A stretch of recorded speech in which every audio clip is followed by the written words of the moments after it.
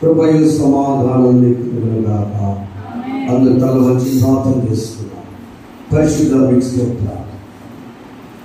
నీ సింహాసనం మీద తమను బ్రతకడానికి మమ్మల్ని నడిపించిన వారికి స్తోత్రాలు చెల్లిస్తున్నాను.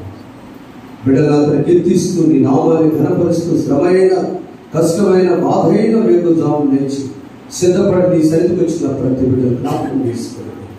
మా జీవితాలను దిద్దుకొని ముందుకెళ్ళకు సహాయం తెచ్చేయండి. యేసు నామములో వేడుకొని ప్రార్థిస్తున్నాము తండ్రి. ఆమేన్. దయచేసి కూర్చున్నాం. Praise the lord. మరొకసారి ప్రభునామమున మీ అందరికీ వందనాలు తెలియజేస్తున్నాను.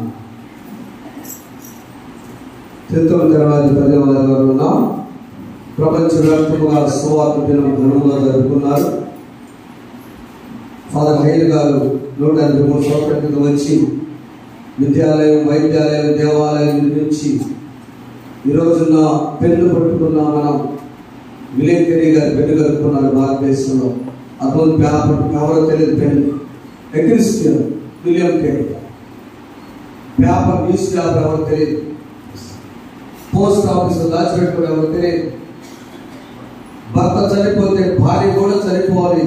రాజా రామ్మోహన్ గారికి సపోర్ట్ చేసింది విలియం కేరీ గారు. క్రిస్టియన్, ఒక క్రైస్తవుడు.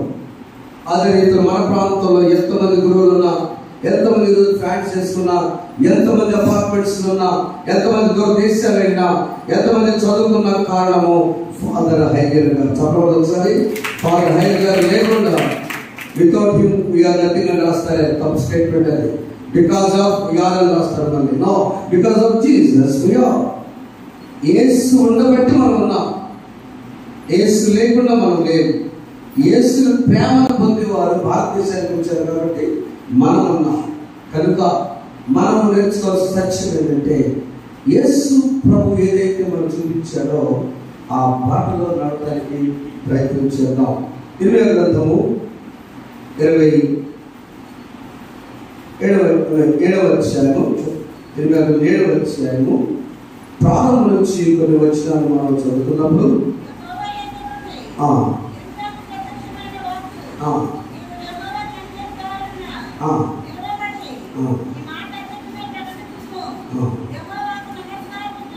యెహోవాకు నమస్కారం చేయడానికి ఈ దారిలో పడి ప్రవేశించి యూదావారులారా, యెహోవా మాట వినుడి. చాలు, యెహోవా మాట వినండి. ఏం చెప్తారైనా? యెహోవా ఏం చెప్తాడండి? తండ్రి ఏం చెప్తాడు? తండ్రి ఎప్పుడు ఏం చెప్తాడంటే, నాకంటే నువ్వు బాగుండాలి. వ్యతిరేకం ఉందా? తల్లి ఏం చెప్తున్నామ్మా, నా జీవితంలో ఎంతవరకు ఎలాగ అయ్యాను, నువ్వు నాకంటే ఇంకా బాగుండాలని కుమార్తె చెప్తుంది. యెహోవా చెప్పిన మాట ఇర్మియా ద్వారా ఆ ప్రజలు తెలియపరుస్తున్నాండి. ఏమిటంటే, మీ మార్గములను 3వ తరగతిలో చదువుతున్నాం.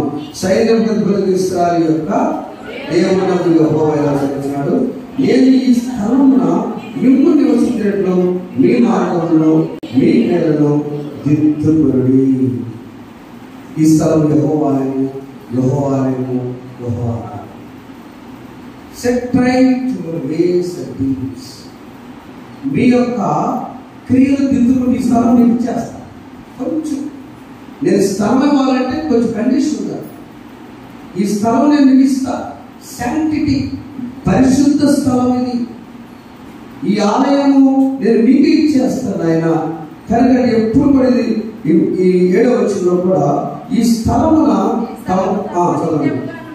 నిత్యం వంటకై పూర్వకాలమున నేను మీ బ్రతికించిన దేశమున మిమ్మల్ని కాపురం ఉంచుదును. చాలండి, చాలా. ఇదిగో పూర్వకాలమున పెద్దకించిన దేశాలను కాపురం ఉంచుతారు. పరిశుద్ధ ఆలయం అనే స్థలం మీకు ఇస్తారు. 2, పూర్వకాలం మీ పిల్లలు ఎలాంటి మంచి జీవితం జీవించారో అక్కడ మిమ్మల్ని కాపురం ఉంచడానికి నేను సెటిల్ చేస్తాను. చెప్పిన మాట జస్ట్ వినండి. ఏంటంటే మీ set right your ways and deeds అంటే మీ క్రియలు మీ మార్గంలో దిద్దుకోండి. కీర్తనలో మొదటి కీర్తన ఎవరు దిగులు చెప్పారా? అందుకు వచ్చిన దుష్మార్గుడుగా, పాపల మార్గం నిలుగా, అభాష కూర్చుండగా, ఎవరు ధర్మశాస్త్రం ఆలోచించు, అంటే అంతే. బిడ్డలు, సహోదరులు ప్రాప్తులు ఎదుగుతున్నారు, గర్వపడుతున్నారు, సంతోషిస్తున్నారు. మనకు సమయం ఉన్నప్పుడల్లా వాచ్మెన్గా స్కూల్లో పనిచేసే అమ్మగారి స్కూల్లో అమ్మగారి సాక్ష్యం. తను ఎప్పుడు లోపలికి వెళ్ళినా తన భర్తకు ఆరోగ్యం బాగలేదు, ఆయన వాచ్మెన్ ఉన్నారు. ఒకసారి పెట్టారు తన భార్యగా ఎన్నో ఆటంకాలు వచ్చాయి మనం తీసేయడానికి. ఇప్పుడు ప్రభుత్వం భార్య ఆటంకాలు వచ్చాయి. కానీ ఎవరు అడగపోయినా కూడా ఒక్క రిక్వెస్ట్ అమ్మగారు జస్ట్ కట్టాను సార్ దగ్గర శాసనసభ్యులు ఫస్ట్ గారు బాధ్యత చెప్పబడదాం బయటగా. వారు ఎవరో తెలియదు, ఆయన తెలియదు. ఆమె అమ్మగారు చెప్తారు ఎప్పుడు నేను కొంచెం అప్పుడు చిన్న కదా ఇంత కదా కొడుకు బయట ఉంటారు, నమ్మకం ఉంటారు. ఎప్పుడు చూసినామే వాక్యం వెంటనే ఉండగా దేవుడు చూసిందంటే ఒక ఆమె తనకు తాను మానేస్తే ఆ ఉద్యోగం కూడా భార్య ఎప్పుడు కట్టి చెప్పబడతారు. మొదటి వాళ్ళు చేస్తే యెహోవా ధర్మశాస్త్రం ఆలోచించు, దివారాత్రము సమయం ధ్యానించేవాడు ఎట్లా ఉంటాడు? మాట్లాడితే తన కాలంలో టైం వచ్చినప్పుడు ఫలమిస్తాడు. టైం వచ్చినప్పుడు ఎంత దృష్టం మీ క్రియలను మీ మార్పులను సరి చేసుకున్నాం, దిద్దుకున్నాం. ఇక్కడ 3 విషయాలు చెప్తున్నాను. ఎలా దిద్దుకుంటాం? ఓకే, మీరు చెప్పించాలి బాగుందండి అన్నప్పుడు ఎలా దిద్దుకుంటామంటే మొదటిగా కన్ఫెషన్, ఒప్పుకోవాలి. సామెతల గ్రంథము 8వ అధ్యాయము 11వ వచనం చూద్దాం. సామెతల గ్రంథము పెద్ద చదువు. అతిక్రమమును దాచిపెట్టుకున్న వాడు వర్ధిల్లడు, వాటిని ఒప్పుకొని విడిచిపెట్టేవాడు కనికరం పొందడు. మనం చదవడం అందరూ ఒకసారి. అతిక్రమం దాచిపెట్టుకున్నవాడు వర్ధిల్లడు, వాటిని ఒప్పుకొని విడిచిపెట్టేవాడు కనికరపడు. అతిక్రమము అంటే నిజంగా అందరికి తెలుసు నేను అనుకుంటాను, కానీ అందరికి తెలియదని కూడా నేను అనుకుంటున్నాను. ఇంగ్లీష్లో ట్రాన్స్లేషన్స్ అంటారు. అతిక్రమం అంటామా, ఏది క్రమమో అది కాదు. వన్గా వెళ్ళకూడదు, బోర్డు పెట్టారు, ఎవరు చూడదని వెళ్ళిపోతే అతిక్రమం. లేదు నాయన సమయానికి రావాలి స్కూల్కి అనేస్తే ఏదో ఆడుకొని పని లేకపోయినా లేకపోతే అతిక్రమం. అంటే ఏది క్రమమో అది కానిది అతిక్రమం. ఆజ్ఞలో ఆయన గైకమని చెప్పాడు, అది గైకకపోతే అతిక్రమం. కనుక ఏది అతిక్రమం ఎవరు తెలియదు, దేవుడికి కొరకు. ఏది క్రమము కాదో దేవుడికి కొరకు. కనుక అతిక్రమము దాచి పెట్టుకున్నవాడు వర్ధిల్లడు. కనుక ఏం చేయాలి? మరి దిద్దుకోవాలంటే నెంబర్ 1 ఒప్పుకోవాలి. నెంబర్ 2 విడిచిపెట్టాలి. మూడవది ఆయన కడుక్కోవాలి, మోడల్గా జీవించాలి. ఈ రోజున ఎమ్మెల్సీ అనే అంశం. ఎమ్మెల్సీ అంటే MLC model life, leave the sin and confess all the time. MLC అంటే మోడల్ లైఫ్, మాదిరి జీవితం జీవించాలి, మాదిరికరమైన జీవితం జీవించాలి. లీవ్, నీవు పాపం అధికమైన దాన్ని విడిచిపెట్టు, మళ్ళీ అదే పని మనం తీసుకొచ్చుకోక. సోపు మొక్కలు ఉంటాయి, అవన్నీ చివరికి వచ్చినప్పుడు మనం చేస్తే తీసేస్తాం. మళ్ళీ బంధువులు వస్తే మనం తీసుకొచ్చుకుంటాం. దాన్ని చుట్టాలు ఇస్తారు, సోపు మొక్క భక్తులు ఇస్తారు. ఎందుకని అయిపోయింది జూలై 31తో సమాధానం అంతే. జరిగిపోయిందంటే సమాధానం గ్రామంలోనైనా, సంఘంలోనైనా, సమాజంలోనైనా ఫినిష్. క్రమం ఉండాలి, పరిస్థితి బాగాలేదు, అతిక్రమం మార్చబడింది, దాచిపెట్టుకోవాలి. అది పౌలు గారు చెప్తున్నాడు సంఘ పెద్దలు. చూద్దాం ఒకసారి ఇదే వాక్య భాగంలో అపొస్తలుడైన పౌలు, అపొస్తలుల గ్రంథం, అపొస్తలుల గ్రంథం 2వ అధ్యాయంలో పౌలు గారి వీడ్కోలు సందేశము. ఈ వీడ్కోలు సందేశంలో మనం ఒకసారి చూద్దామా?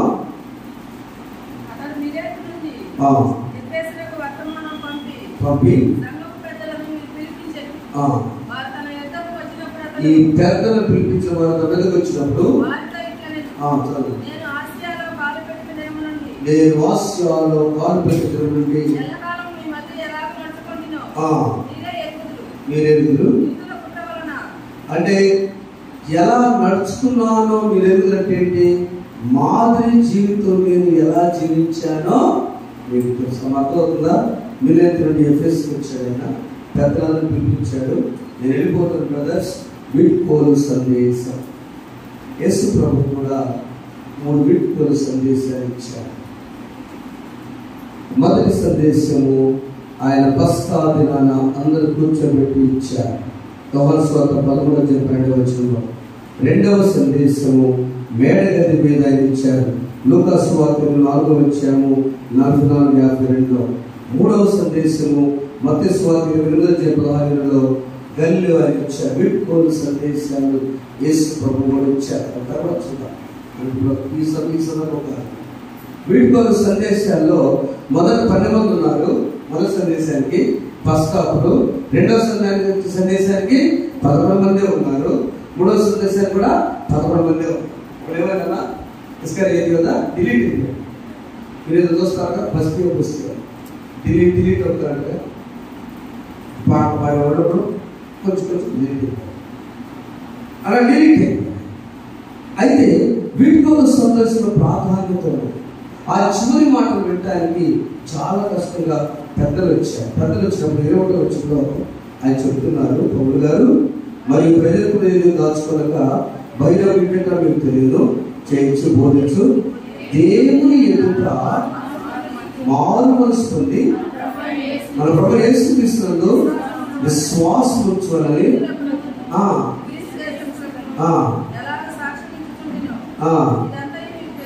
ఆయన ఏం డైరెక్ట్గా చెప్పలేదు పెద్దలకి.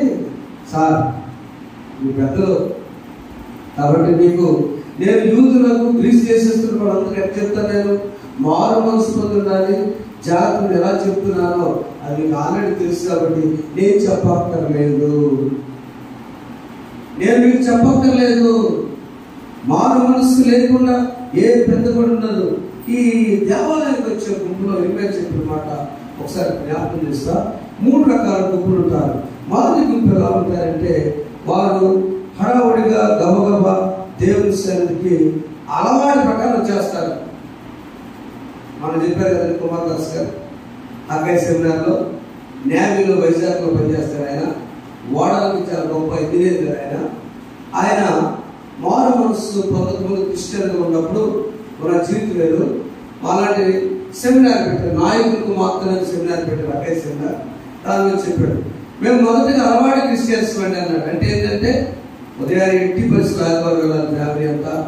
ఫస్ట్ సర్వీస్ వైజాగ్లో పేద చర్చి గెలరామ సెంటర్, రెండవ సర్వీస్కి ఇంట్లో ఉన్న పెద్దవాళ్ళు వెళ్తారు, వచ్చేటప్పుడు అందరూ టీ దాకా మాట్లాడుకోవాలి, అర్జెంటుగా నేను ఏదో మటన్ వచ్చి ఇంటికి తీసుకెళ్ళాలి, భోజనం చేసుకోవాలి. ఫస్ట్ షో ఏదో వచ్చిందో ఇన్ఫ్లుయెన్స్ ఉపయోగించి టకటక్ ఫస్ట్ షో టికెట్స్ బుక్ చేయాలి, ఫస్ట్ షో చూడాలి. మళ్ళీ సోమవారం నుంచి మిగిలిన మాంసం గోంగూర వేసుకొని పొద్దునే పెట్టుకొని వెళ్ళిపోవాలి. ఆమె ఆదివారం వెళ్ళి ఆయన చెప్పిన మాట నేను ఒక్క సాక్షి అమ్మగారు క్రిస్టియన్ అలవాటు క్రిస్టియన్స్ చాలా సంవత్సరం అయిపోయింది. దేవుడు ఎక్కడో ఒక పట్టుదలలో ఆయన పట్టుకున్నాడు. ఇది కాదు నా జీవితం. దేవుడు ఎన్నికలు రెండో పేర్చుకున్నారు. నాయకులందరూ కాదు. అక్కడ అసలు ఏం జరుగుతుంది చర్చిలో, ఏం జరుగుతుంది అక్కడ, ఏంటి ఎలా జరగాలి కదా. వాడు ఇదే పని. ఏం ప్రసంగం చేశాడు, ఏం పాటలు పాడాడు, ఏం ప్రార్థన చేశాడు, ఏం వాక్యం చెప్పారు, ఏం రక్షణ జీవితంలో మరి ఇలాంటి ఉన్నారని కాదు. అక్కడ out side of the message, దేవాలయం లోపల కాకుండా దేవాలయం బట్టి జరుగుతుంది. మోస్ట్ ఆఫ్ ద చూడాలని అక్కడ నాన్నగారు పనిచేశారు, నేను క్యాష్ చేశాను. అక్కడ తెలుసు దేవుని బిడ్డలారా, అన్నలారా, సేవకులారా, సువార్తికులారా, క్రైస్తవులారా, ఇర్మియా చెప్పినట్టుగా మొదటి గుంపు ఆలయము ఉంది కదా. ఇలా చదువుకున్నాం మనం. ఈ స్థలము చదువురా, ఈ స్థలము ఆలయము, ఈ స్థలం యెహోవా ఆలయము.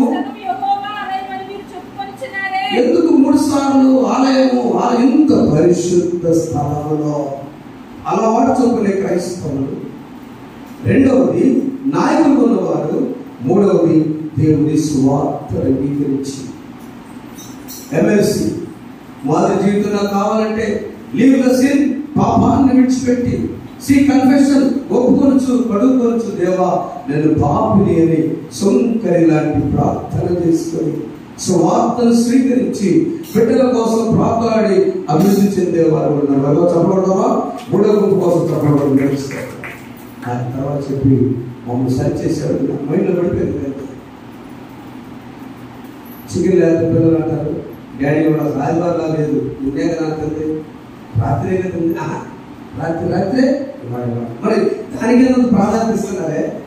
దేవుని సన్నిధిలో విన్న వాక్యమును మనం ఎంతవరకు మనము సేకరించి జీవితాలు దిద్దుకున్నాము. ఈ వాక్యము, ఈ సందేశాలు మనం దిద్దుకోలుగా చేయగాక. ఆ విషయాల్లో ఒకసారి పౌలు గారు చెప్పిన మాటలు ముఖ్య సందేశాల్లో క్రింది భాగంలో చెప్పాడు. ఆయన చాలా జాగ్రత్తగా రెండే చెప్పారు. ఏంటంటే ఈ 20వ వచనంలో దేవుడు తన స్వరత్వమిత్తి సంపాదించిన తన సంఘమును కాయటకు పరిష్కారములను దేనియందు అధ్యక్షులుగా ఉంచును. మీ మట్టుకు వచ్చు యేసు ప్రభు రక్తము చిందించి కొన్న సంఘం క్రీస్తు సంఘం. మనమే మనకు ఒక వ్యక్తిగతుడు యేసు ప్రభు తన స్వార్థం ఇచ్చి ప్రాణం త్యాగం చేశారు. ఆ ప్రాణ త్యాగంలో వచ్చినటువంటి రక్షణను మనం స్వీకరించిన నమ్మటం ఆయన. ఎట్లా నమ్మటం? అయ్యా నీవు నా పాపాలతో పెట్టా దేవా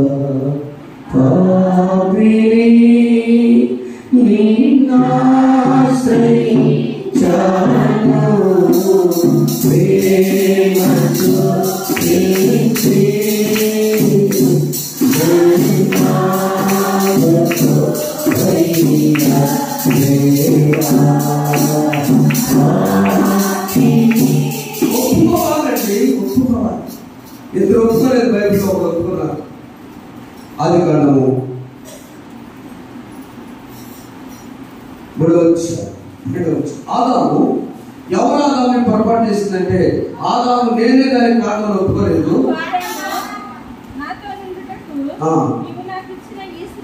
ఓ దేవా నువ్వు అంటావు నన్ను ఏం తెలుసు? ఆదామా ఎవరు ఎందుకు చేసావు పాపం? ఎవరు పడు తినమన్నారు? ఎవరు దివగమని చెప్పారు? ఎవరు చెట్టు చాడుతున్నావు? అసలు నీకు భయం ఎందుకు? నా మొహంతో నీకు భయం ఎందుకు? నేను ఎందుకు తిన్నాను?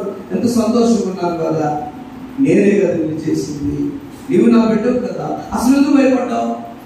ఎందుకు దాక్కున్నావు అసలు దగ్గర రాకుండా అంటే ఆదాయం నేను బాబు నేను ఒప్పుకున్నాడా నాకు రీజన్ చెబుతున్నాడు సాకు ఏమన్నట చదవండి.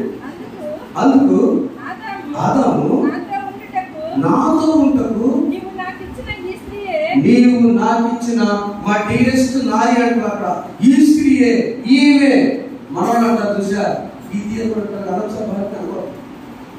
ఇదేంటి వస్తువులు అంటాం అప్పుడు నువ్వు కూడా వస్తే ఆ మామూలు కూడా వీడు అంటారు కదా ఆ తత్వం అనుకో. ఈ స్త్రీ అంటే అర్థం అదే కదా ట్రాన్స్లేషన్ లో దిస్ మ్యాన్. దేవుని దగ్గర ఒప్పుకుంటే సులువుగా సమస్య పోతాడు. అయితే దగ్గర ఎవరు వస్తున్నాడు పొరపాటున వాడతో ఏదో మాట వచ్చేసి తగాద అయిపోయిందని గొడవ తెలిసేదానికి సాయంత్రం 9 వెళ్ళిపోతాడు డైరెక్ట్గా. ముసలి హ్యాపీ ఏంటో దేవుడు అడిగారండి నాకు అనుకుంటుంది కాదు సార్ నాదే తప్పు వాళ్ళే తప్పు బాబాయ్ ఉన్నాడు చూసుకుందాం చేసుకొచ్చారు బాబాయ్ తెలుసు ఆ వార్త తినడానికి భయం వేసింది. ఇద్దరు కలిసి ఏదో బాగా గట్టిగా ఎంత చూసుకున్నాం వీడియో చూసుకొని చర్చించారు.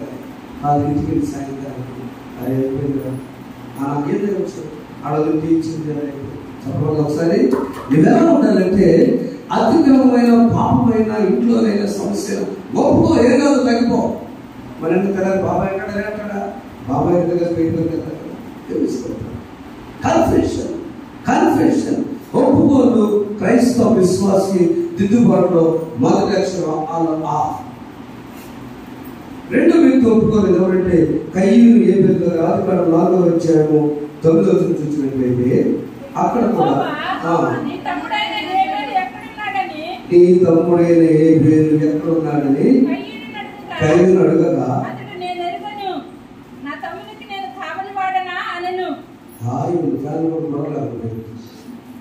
కయ్యూను హేబెలు కయ్యూను పిలిచి నీ తమ్ముడు ఎక్కడయ్యా అంటే ఏమన్నాడంటే అక్కడ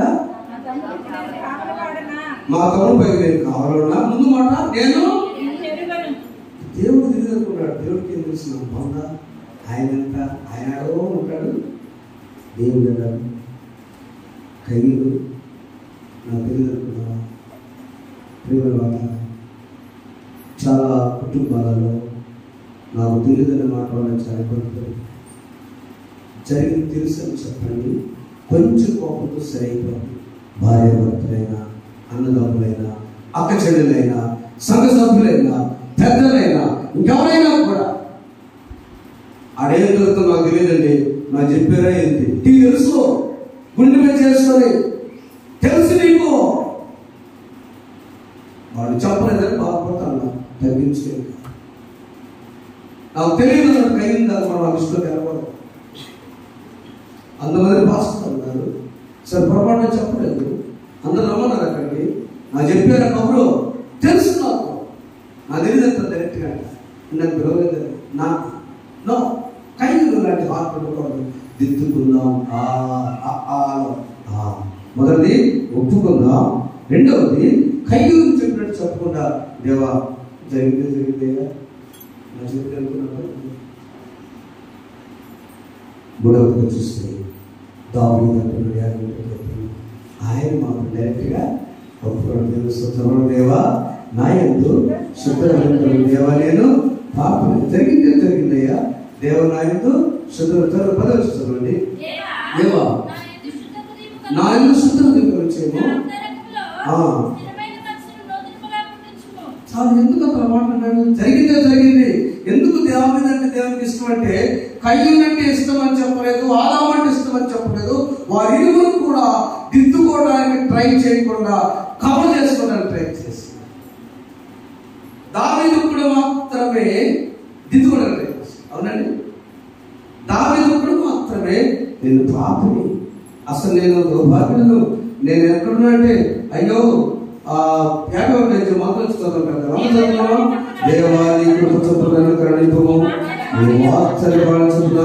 అతిక్రమణం తుడిచివేయము, నా దోషం బాగా కడుగు, నా పాపం పోతిపరచుము, నా అతిక్రమములు నాకు తెలిసే ఉన్నది, నా పాపములు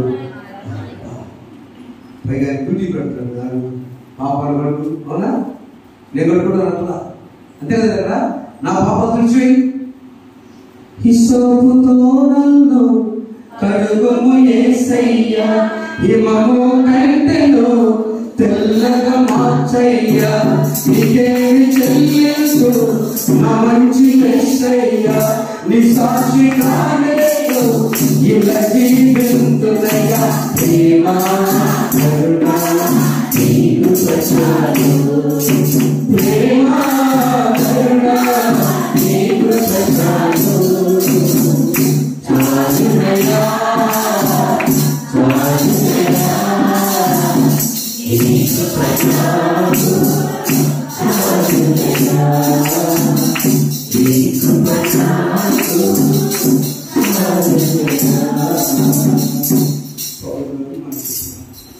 సక్సెస్ఫుల్గా జాతులని తొలిళ్ళు వస్తాయి, వెళ్ళిపోతున్నాయి. 31 వచ్చిన పుస్తకాలు నిర్వహించిన కావున నేను 3 రాత్రి కూడా కన్నీరు విడిచి ప్రతి మనిషి మానవ అభివృద్ధి చెందితే మేము జ్ఞాపకము చేసుకుని వెలుగుగా ఉండండి, జాగ్రత్తగా ఉండండి. తొలిళ్ళు వస్తే మొదలు మారు మనసు పొందండి, జాగ్రత్తగా ఉండండి, వెలుగుగా ఉండండి. ప్రియమైన సంగమా, పౌలు గారు చెప్పిన వీడ్కోలు సర్వీస్, ఫైనల్ వీడ్కోలు సర్వీస్ మనం కూడా మారు మనసు పొందుదాం, జాగ్రత్తగా ఉందాం, వెలుగుగా ఉందాం. అందరూ వచ్చి ఏడుస్తూ మెడలు చూడవచ్చు. 36 వచ్చింది. అక్కడ చెప్పి ఒక వారందరితో ప్రార్థన చేశారు. వారందరూ వెళ్ళిపోతుంటే చాలా మీరు వెళ్తా నా చూడని అతను చెప్పిన మాటలు దుఃఖించు. పౌరు వెలుపడి అతన్ని ముందు పెట్టుకుని అతన్ని సాగని జాగ్రత్త. చివరి సందేశం, ఇక మీరు నా ముఖం చూడు. హైర్ గారు మొత్తం మాట ఓడ దగ్గరికి భారతదేశం వచ్చేటప్పుడు ఏ త్వరగానే అంతే చేస్తారు. టిల్లు అనే పాట పాడతారు. నాకు అప్పుడప్పుడు పాడుతుంది బైబిల్ పాడి విడుదల పడిపో నాగాలాండ్, కేరళ, తమిళనాడు, కర్ణాటక మా ఉన్న వారి రాష్ట్రాలు వాళ్ళు ఎంత ఏడ్చి పాడారంటే మగరాజు పాట మణిపూర్లోన పాడారు. అసలు పాట పాడుతుంటే పర్వాలేదు తప్ప మనం కలుసుకోమన్నారు. అదే జరిగింది. ఒక్కడ సెల్ ఫోన్ లేదు మన దగ్గర. మణిపూర్ కూడా బిఆర్పోయి నూతన్ పాస్టర్ గారు సరియదని మిజోరాం అలా ఉన్నారు. No we can't bit here in heaven. పర్వాలేదు కలుస్తున్నాం. త్వరగాన్ని ఓడ దగ్గర పంపించినప్పుడు ఆ కుటుంబ సభ్యులందరూ వచ్చి కూడా ప్రేస్తారు. అందరూ కూడా హయ్యర్ గ్రాడ్యుయేషన్ తిరిగి మళ్ళీ మనం కలుస్తాము. ఇప్పుడు వాట్సాప్ కాల్లో మాట్లాడుకున్నాగా అప్పుడు లేదని మెడ మీద పడి ఏడ్చే అనుభవం ఉంటుందంటే యోసేపు అలవాటు. 40 ఆదికాండము 1 మాసం ఉంచుకుని 45 వచ్చాము 14 వచ్చంలో అన్నదమ్ములందరూ వచ్చినప్పుడు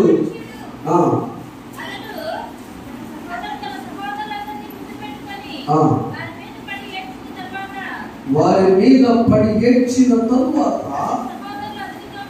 అతని సోదరులతో మాట్లాడసారి. ఎవరు? బెన్యామీను మీద పడి ఏడ్చాడు, అందరం మీద మెడ మీద పడి ఏడ్చాడు. మెడ మీద పడి ఏడ్చాడు. యోసేపు తప్పు చేసినందుకు ఏడ్చాడా? అన్నదమ్ములను కలుసుకున్నందుకు ఏడ్చాడా? అన్నదమ్ములు కలుసుకున్నందుకు ఏడ్చాడు. యోసేపు పొరపాటు చేసినందుకు ఏడవలేదు. ఇక్కడ పౌలు గారి మీద పడింది ఎందుకంటే, అయ్యా నీ సందేశాలు మాకు దొరకవు కనుక మేము ఖచ్చితంగా మారు మనసు పొందుతాం, జాగ్రత్తగా ఉంటాం, లోపల నుంచి వెలుగుగా ఉంటాము, ప్రార్థనలో మాడలుగా మాదిరిగా బ్రతుకుతాం అని మెడ మీద పడి ఏడ్చాడు. ఒకసారి యాకోబు డౌట్, యోసేపుని అన్నదమ్ములను చంపామని ఆ రక్తపు తీసుకెళ్ళి చూపించారు కదా. ఎప్పుడు యోసేపు చనిపోయాడు అనుకున్నాడు ఆయన, కానీ ఎక్కడో ఒక మూలన నా కొడుకు బ్రతుకుంటాడు అనుకున్నాడు.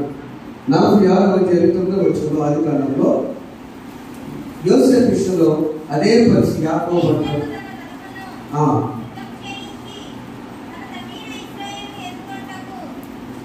చదువు. అప్పుడు అతడు అతని మెడ మీద పడి అతని మెడ పట్టుకొని ఎంతో ఏడ్చెను. చదువు. ఆయన అంటున్నాడు ఇశ్రాయేలు యోసేపుతో, చూడండి, నువ్వు ఇంకా బ్రతికి ఉన్నావు, నీ ముఖము చూచితిని కనుక నేను ఇకను చనిపోయాను. నాన్నగారు అంటున్నాడు, అయ్యా నేను చూడాలనుకున్నా, నేను ముఖం చూసి చచ్చిపోతా. యోసేపు నాన్నగారిని అక్కడ అన్నదమ్ములను కలుసుకొని ఏడ్చాడు.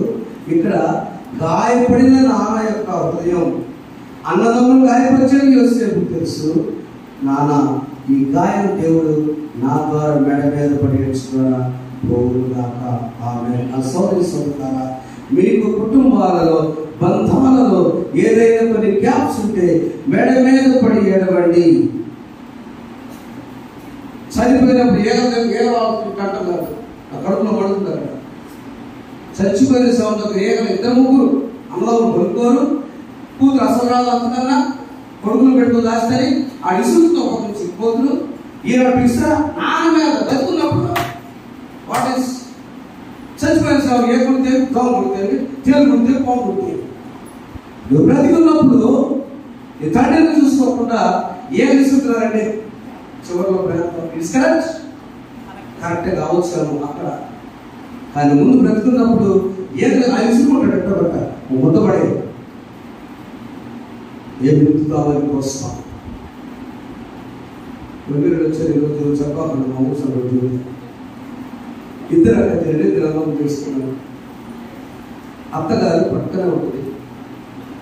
ఈ ఇద్దరు ఆడపిల్లలు ఇద్దరు ఆడపిల్లలు ఏదో కూర ఉంటారు. అన్నం చేసేటప్పుడు ఇద్దరు అన్నం ఉన్నారు. అక్కడ సొంత అక్కడే మనం తీసుకున్నాం. ఇద్దరు చెప్తారు ఏం కొద్ది డబ్బంతో ఉంటారు.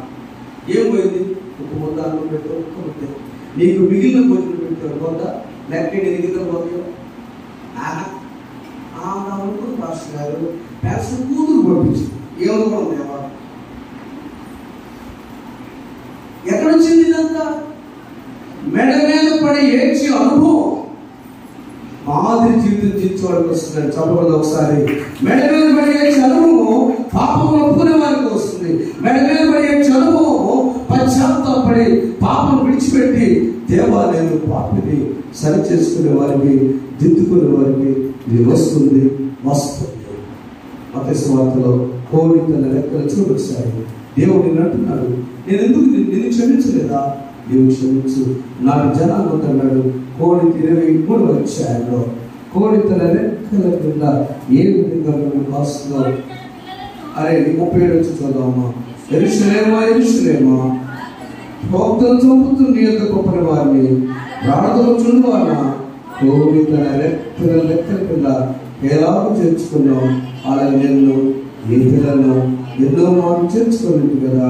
కానీ మీరు ఇదిగో మీ ఇల్లు మీకు విడవబడుచున్నది. కోడి కోత ఏం కోత తెలుసా? మొదటి కోత పిల్లలందరంటే గింజలు వేసారంటారు కోత. ఆ కోత పిల్లలు తెలుసు, ఈయన వస్తుంది కదా తినేస్తారు. రెండవ కోత కోడి గ్రద్ద కానీ ఏదైనా కనపడితే కోడి కళ్ళు చాలా తెలివి ఉంటాయి. ఎప్పుడు కోడి గబగబ పిల్ల మొత్తం కాదు, ఒకేదంటే చూస్తుంది, ఒకేదంటే చూస్తుంది. గమనించారా? చాలా తెలియదు కోడి, ఎవడొచ్చి కొట్టుకుంటాడు. అలా చూసి గబగబ జాగ్రత్తగా తింటూ తన పిల్లలు చూసుకుని వదిలేస్తే ఆహారం పిచ్చే కోత లేదు. పైన డేంజరస్ శత్రువు వస్తుంది కాదు తీసుకెళ్ళి కోరుకోలేదు. ఏదైనా పాము కానీ కనపడితే వేసే కోత. దేవుడు ఎంత జ్ఞానం కోడి. అలా కోడి ప్రతి పరిస్థితుల్లో తన పిల్లలను కాచినట్టుగా నేను కూడా నన్ను కాస్తున్నాను కదా. అందుకని నా మాట నిర్వచన మాట యెహోవా మాట వీరుడి ఈ కాలంలో యెహోవా మాట బిడ్డల నేర్చుకున్నాను. మాదిరి జీవితం లీవ్ ద సిన్, పాపాన్ని విడిచిపెట్టాం. కన్ఫెస్ అయితే ప్రతిదినం ఒప్పుకొని మనం పరిశుద్ధులను దిద్దుకున్నాం. జాగ్రత్త చెప్పాడు పౌలు చూసి బి కేర్ఫుల్ అబౌట్ ఫ్యామిలీస్. పెద్దలారా మారు మనసు గురించి చెప్పాడు, చూడగా వెలుగు గురించి చెప్పాడు. శత్రువులు నిలబడతా వస్తారు, తోడేళ్ళు వస్తారు, మృగులు అంటారు, తీపిగా మాట్లాడతారు, నేనున్నా నీకెందుకు అంటారు, నీకోసం మా గురించి గంట ప్రాణం చేస్తారు అక్క అంటారు.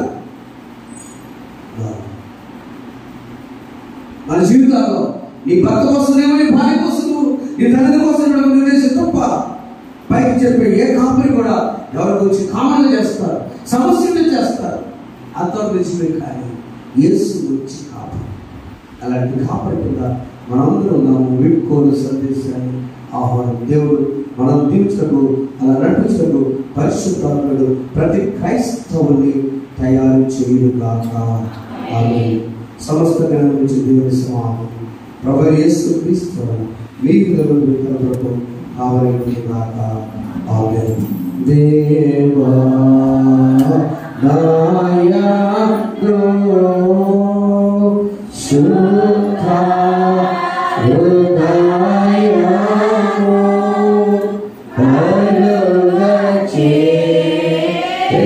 కలుగచేయుము నాయా తరంగములో స్థిరమైన మనసును తనముగా పుట్టించుకో నీ సాధికారములో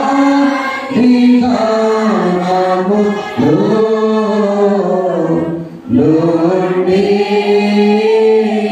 నన్ను త్రోసి వేయకుము నీ పరిశుద్ధాత్మను నాలోని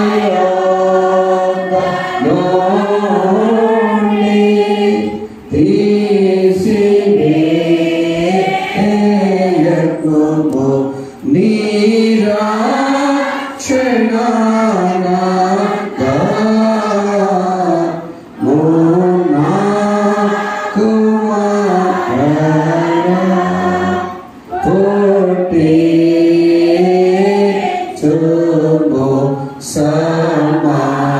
సమాధిగల మనసును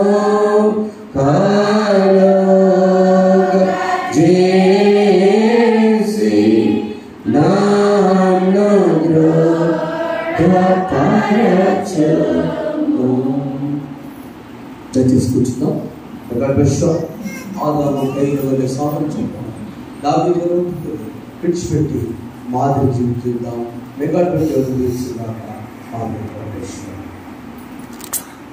ప్రభు మీ జీవితం చేసిన